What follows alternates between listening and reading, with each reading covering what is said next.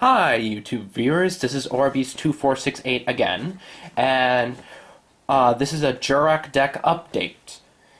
So here we go with monsters. As shown here, there are 3 Jurrac Veros. They are the giant rats of the deck, and when they get attacked from attack position, you can special summon a Jurrac with 1700 attack or less from your deck. You can even special summon himself again, which that's really good. Next, we have 2 Protops. They are the wall of the deck. Well, not exactly wall, but he gains 100 for every monster your opponent controls. Thus, he can basically stand his own ground. Next, we have 3 Jurrac Monoliths. They are one of the tuners of the deck. They're level 3, as you can see. 1500 attack, and their abilities that they can attack all your opponent's monsters, and with this deck, all of them supposed to gain attack really fast. So what you can do is have him on the field, attack all your opponent's monsters, destroy them all, and attack direct with your other Jurracs. Which that's really nice. Now, we're going to start off with the new Jurracs that came with it. Jurrac Wibba. I can't pronounce it, don't blame me, blame the proper English. What this card does is when he attacks a monster and destroys it by battle, you can special summon a Jurrac with 1700 attack or less from your deck onto the field, but it cannot attack. He is perfect for swarming, and he's the main card of the deck. He's going to be abused in the next Hidden Arsenal, which is Hidden Arsenal 4. And he's also a good beat stick. 1700, not bad. Next, we have 2 Brachius. Brachius is a new level 3 Jurrac tuner. And this card is basically indestructible. When you control another Jurrac, it cannot be destroyed with battle. Although it has 1000 attack and 1000 defense, if you have both of these guys out on defense position, your opponent cannot, destroy them. That's really nice. Next, we have 3 Jurrac Iguanins. Now, reason why I run 3 is because, 1, he's trap draw bait. So, if I summon him, my opponent can use, Bottomless Trap Hole, or when I attack, use Dimensional Prison, Mirror Force, or whatever. And so that way I can keep my important monsters in my hand and they won't get destroyed.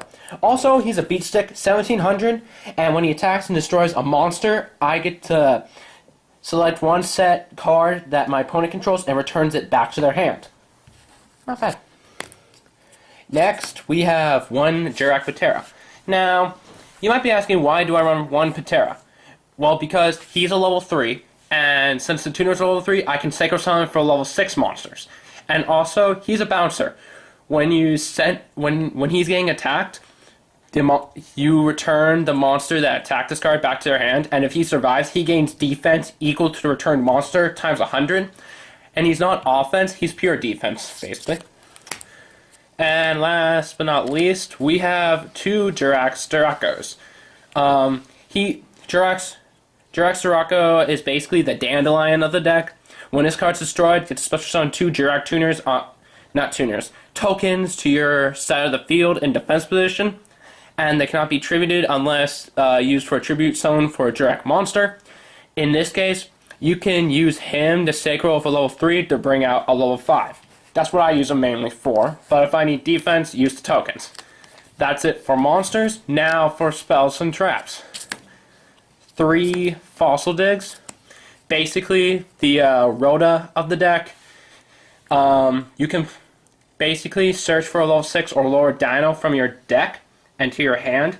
This card won't be at full power till the next set of Hidden Arsenal because there's a level 6 Jurrac that it's basically its own Cyber Dragon. So, for now, this is pretty good. You want to run 3. If you don't, I don't know what's wrong. Something's wrong with you. Then for staples, 2 Mystical Space Typhoon, destroy a spell or trap. 1 Gold Sark. Instead of running 2 or Power Dualities, I only have Gold Sarks. I'm running 1 because 2 can be a dead hand. And just in case, I can search out a card for what I want and add it to my hand and get it to a second standby phase. Sword to Revealing Light, protect your monsters. Shrink. Since your monsters have, mainly 1700 attack, And if your opponent has a strong Sacro monster and they attack, I can use this card to protect myself, because it'll cut their attack in half and they get destroyed. 2 Burden of the Mighties. Now, you're probably wondering why I'm not running Solidarities. Instead, I'm running Burden of the Mighties. Well, it turns out that, for example, if you have no monsters on your field and you have Solidarity, Solidarity isn't going to do squat for you. Like, not at all. As for Burden of the Mighty, it lowers your opponent's monsters, levels, actually not level, attacked by 100 per level, and then it gives your Jurracs an edge to attack some high, strong monsters. Like, if you're facing a Stardust Dragon, which has 25, you play this, it loses 100 for every level, it'll have 1700. Thus, you can basically do a kamikaze with the Jurracs. So that's why I don't want Solidarity, because this card really protects you. Monster Born. Giant Trunade to return spells and traps. Foolish Burial, get a Jurrac that you need to the graveyard. Cold Wave to protect you from spells and traps for that turn. Now on the traps. Fossil Excavation, it's basically to call the Haunted of the deck. You discard a card and you get a dinosaur type from your graveyard onto your field, but its effects are negated. What I use this card for is for the Sacro Summoning. For example, if I have Jurracs Jurraco on my field, and if I have Brachius in my hand, play this card, discard the Brachius, bring him out, Sacro Summon, or if I have a tuner on the field, and if I have a monster in my hand, I can discard the dinosaur monster and summon it, and Sacro Summon with it. Really good combos. Call the Haunted, Solemn Judgment, 2 Dimensional Prison. This deck needs defense, so this card protects you when your opponent attacks. And if you have your key Jurracs out on the field and they might get destroyed, play this card, remove your opponent's monster from the field. Mirror Force. Trap Stuns. Trap Stuns are essential because your opponent will have like Dimensional Prisons, Mirror Forces, anything or whatnot. Solemn Warnings. This just basically just negates them. And then 2 Dust Tornadoes to destroy a spell or trap your opponent controls, and then you set one. That's it for the main deck. Now let's talk about Sacros. Yay. Alley of Justice Catastor. 2 Jurrac Vegetados. Since I have Staracos and Brachius and Monoliths in my deck, I can Sacro Summon to bring him out. And what's so good about him? Since he's a level 5 and my tuners are level 3, I can Sacro Summon for level 8, like Stardust Dragon, Red Dragon Archfiend, you know, any of the good level 8s. Goyo Guardian. Bionic Dragon of Ice Bear. Like I said, I have Terra in my deck, so Terra plus any of the tuners, bring him out, and same thing with Goyo. Black Rose Dragon, Nuker of the field. The main Sacro, 3 Jurrac Giganatos. Basically, when he's out on the field, every Jurrac gains 200 attack for every Jurrac that's in the graveyard. So, just already Sacro Summoning for him, he gains an additional 400. Makes him 25, and then all your other Jurracs gain 400 as well. Good card. Xavier Urbellum. Scrap Archfiend, good beat stick. Scrap Dragon. Scrap Dragon's actually real helpful. Because, one, let's say you have Jurrac Giganoto on the field, and then you have Scrap Dragon. I do get that sometimes. And you summon Jurracs. You can destroy the Jurracs, destroy card your opponent controls, and then Giganoto's ability, it gains more power. So you just keep doing that every turn, and then you'll have a lot of Jurracs in your graveyard, which helps. Stardust Dragon. Red Dragon Archfiend. And Alley of Justice Decisive Armor. Really good for against Light Sworns. It's just a really good card in general. That's it for Sacros. Now for side deck cards. I have 1 Jurrac Patera, just in case if I need help getting out the level 6 faster. Titano.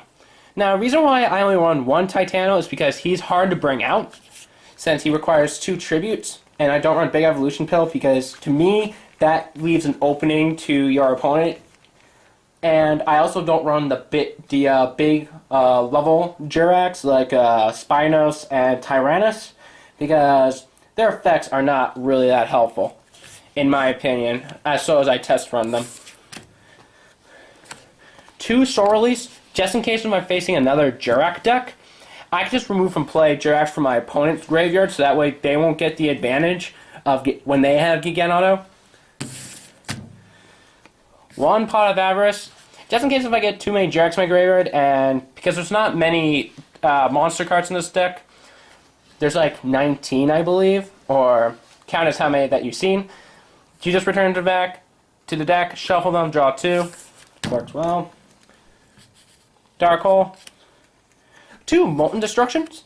Molten Destructions just powers up your Dino since all your monsters in your deck are fire. They gain 500, but they lose 400 defense. And since Jurracs are mainly pure offense, you use this card to make them even stronger. Another Fossil Excavation.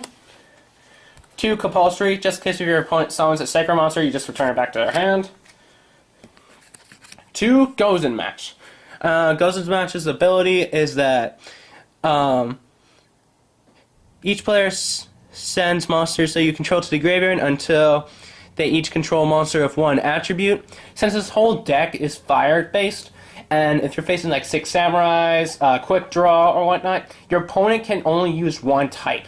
Since those decks make you use other types of attributes like winds, waters, and all that, you basically just get them in a lockdown.